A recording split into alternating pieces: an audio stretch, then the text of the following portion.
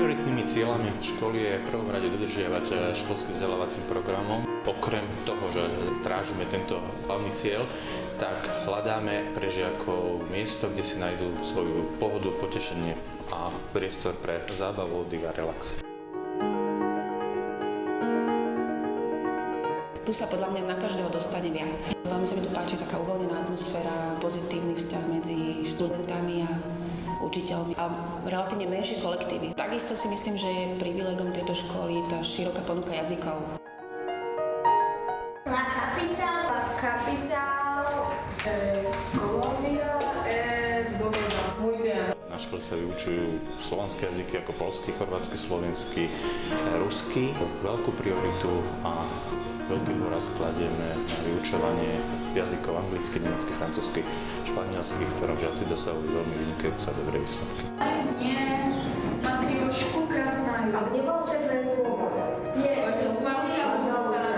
Je tu dosť veľa možností toho štúdia, hlavne tie jazyky. Keďže som sa dosť dlho venovala ruštine, tak som rada, že môžem na tejto škole v tom aj pokračovať. Na tejto škole som zistil to, ktorým smerom chcem profesionálnym alebo profesným v budúcnosti ísť. A tým, že vlastne tu bol ten muzikálový krúžok a ten muzikálový klub ma to chytilo, tak zase som si povedal, že áno, toto by som chcel robiť v živote. A to sa mi teda potom po tej škole aj časom teda podarilo a dneska som profesionálny muzikálový herec, hrám teda na novej scéne v muzikáloch niekoľkých, kde dnes aj na tejto škole učím. Strašne ma to posúva jednak v mojej profesionálnej drahe, lebo naozaj nie, že ja učím tie deti, ale ja sa učím na tých deťoch, lebo som na tej druhej strane, takže je to úplne super štart a bola to dobrá voľba táto škola a dobrý začiatok pre moju kariéru.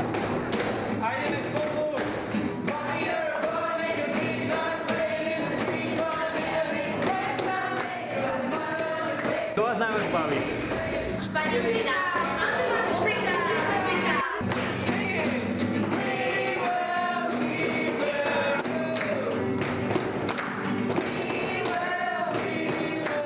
Naša škola žije tancom, hudbou, spevom a zábavou.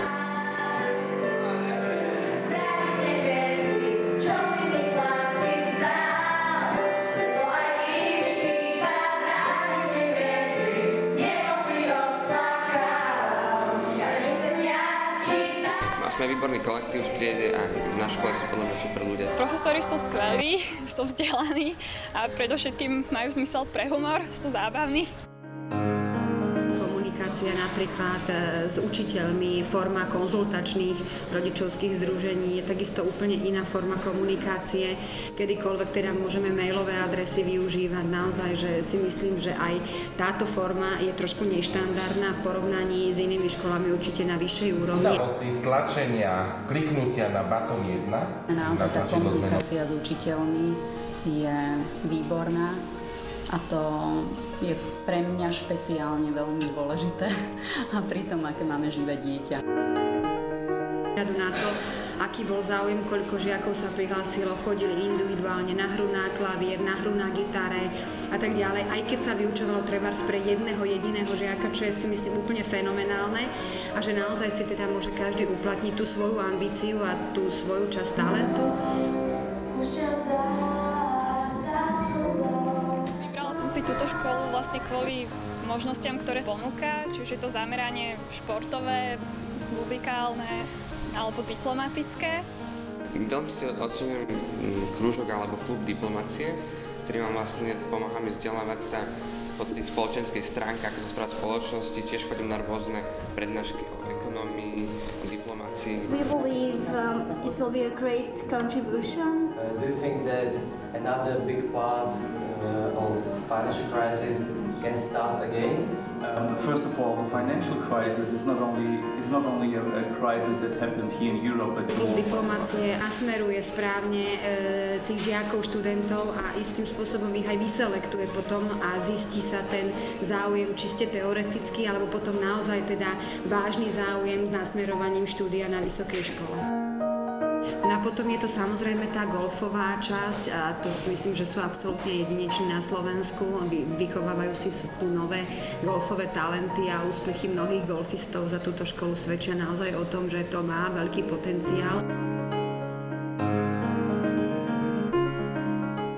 My hľadáme v golfe aj veci, ktoré sú zábavné, zaujímavé, kde žiaci si môžu hľadať svojich priateľov, nadväzovať kontakty, cestovať, spoznávať. Sklobením práve týchto prvkov sa nám podarilo urobiť to, že golf je pre mládež.